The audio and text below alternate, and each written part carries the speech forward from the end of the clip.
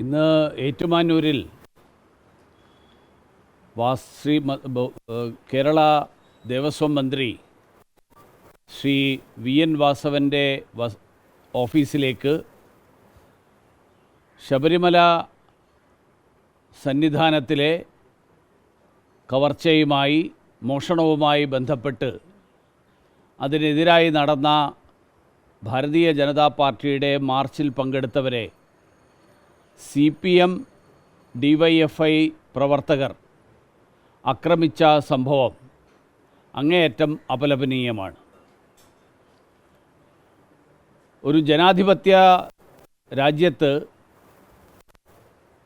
ആ നാട്ടിലെ ജനങ്ങൾക്ക് പ്രതിഷേധിക്കാനുള്ള അവകാശം, ആ അവകാശത്തെ ചോദ്യം ചെയ്യാൻ അക്രമികളെ ഇറക്കിക്കൊണ്ട്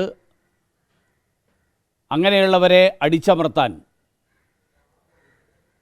വാസവനല്ല ആര് ശ്രമിച്ചാലും അത് ഈ നാട്ടിൽ വിലപ്പോവില്ല എന്നവർ തിരിച്ചറിയണം.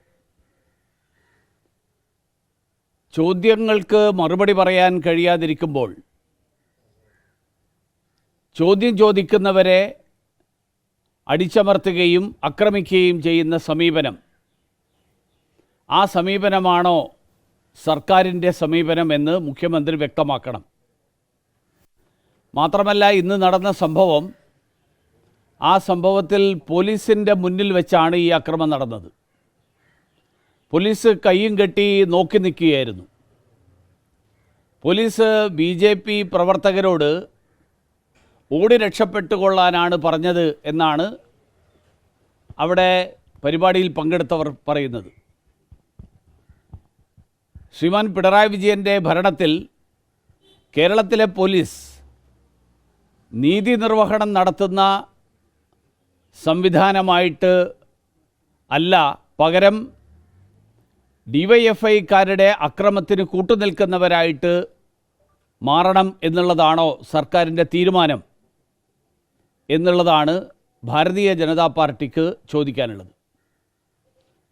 ശ്രീ വാസവൻ ഒളിച്ചിരുന്ന് ഗുണ്ടകളെ ഇറക്കി തൻ്റെ ഓഫീസിലേക്ക് നടന്ന സമാധാനപരമായ പ്രതിഷേധ പ്രകടനം, ആ പ്രതിഷേധ പ്രകടനത്തെ ആക്രമിച്ച് അടിച്ചമർത്താൻ ശ്രമിച്ചു എന്നുള്ളത് തന്നെ ഈ കാര്യത്തിൽ ജനങ്ങളെ നേരിടാൻ ഈ സർക്കാരിൻ്റെ പ്രതിനിധികൾക്ക് ആർജവമില്ല എന്നുള്ളതിൻ്റെ വ്യക്തമായിട്ടുള്ള ഉദാഹരണമാണ്.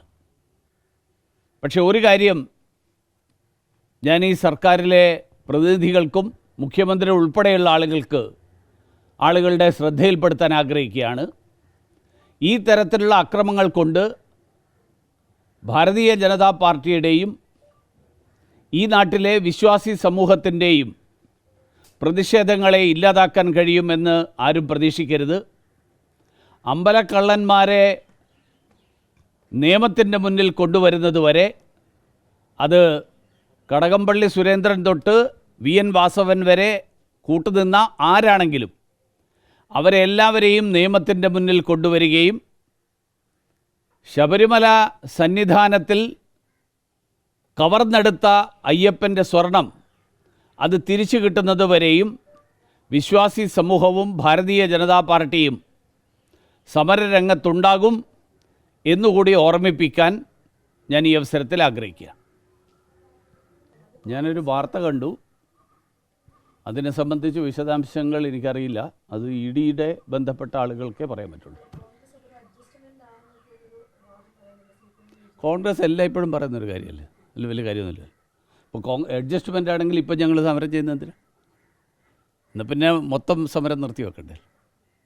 അതിലൊന്നും വലിയ കാര്യമില്ല. കോൺഗ്രസ് എല്ലായ്പ്പോഴും പറയുന്നതാണ്, CPM പറയുന്നതാണ്, കോൺഗ്രസും BJPയും തമ്മിൽ അഡ്ജസ്റ്റ്മെൻറ്റാണ്. രണ്ടു കൂട്ടരും പറയുന്നതാണ്.